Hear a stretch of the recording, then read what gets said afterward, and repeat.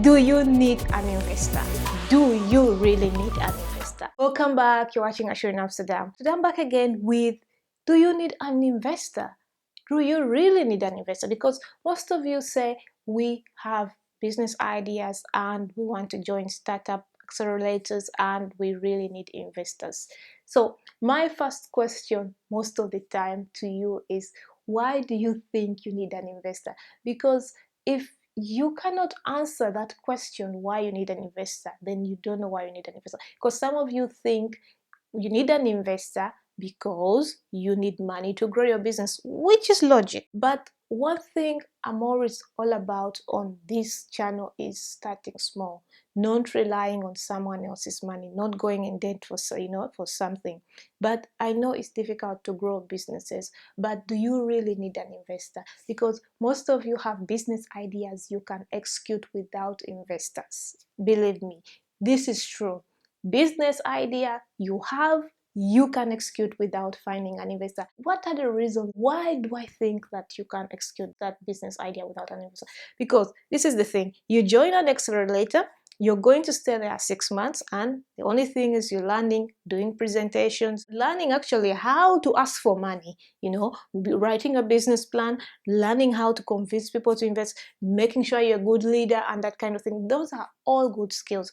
But how about if you can't join an accelerator, or your business doesn't find an accelerator, or you can't find the opportunity to join an accelerator, or there is even no time to join an accelerator. So what do you do in these circumstances? So for most of you who have joined accelerators and still haven't found investors, I'm very sorry, hang in there. But you could have started that business without joining accelerators or without looking for investors. So how do you start your business with no investors? So the thing is this: before you waste all that time, maybe 6 months, maybe 1 year, and trying to write business plans, trying to lobby and trying to chase around investors, trying to see who is going to invest in your idea, I would really, really, really recommend you use that time wisely by building a website, building a social presence, building awareness of the product you're all about,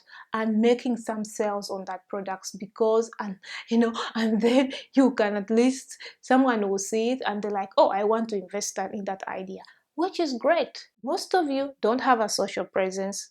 You have a business plan maybe, and the business plan changes like every week. You're writing emails every day to investors. If you just made content every day about your product or your service or stuff, you would easily scale that business without even investors. That's my idea, because I believe the more awareness you put out there on your product or your service, people understand it, and when people buy that service or product, then you're likely to get some money. If there's revenue, you can easily scale that service or business.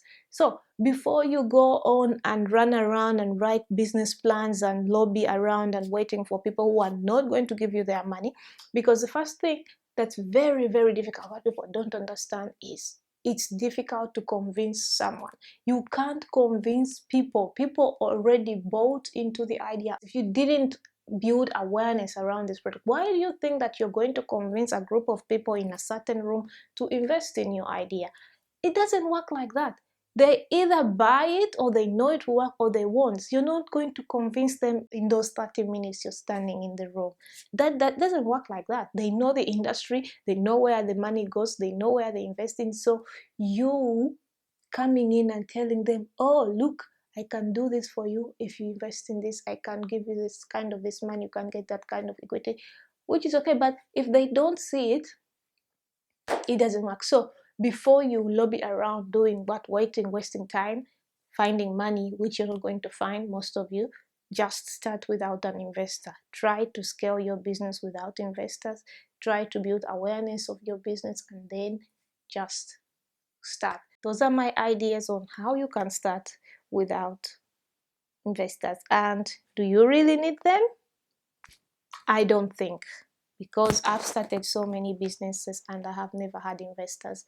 Although it's nice to have someone believe in your idea and give you money to scale, but that's also, like, to me, it puts me under pressure. I feel like it's someone else's money. It's not mine. So I need to pay it back. I'm like, someone else some money, and I'm like, I don't want to feel like I owe anyone. So I want to be independent. I want to own my own idea. And the other thing is, when you ask for investors, you're asking someone else externally to come into your business to make decisions for your business, which most of you who start up ideas, who are entrepreneurs, don't want that.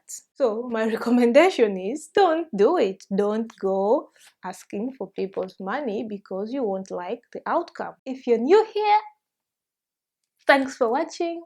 I'm ACIERO, I'm based in the Netherlands, and if you're a returning subscriber, thanks for watching. Like this video, comment, and subscribe below, and see you next week. And watch more videos on this channel in 1, 2, 3, go! Woo!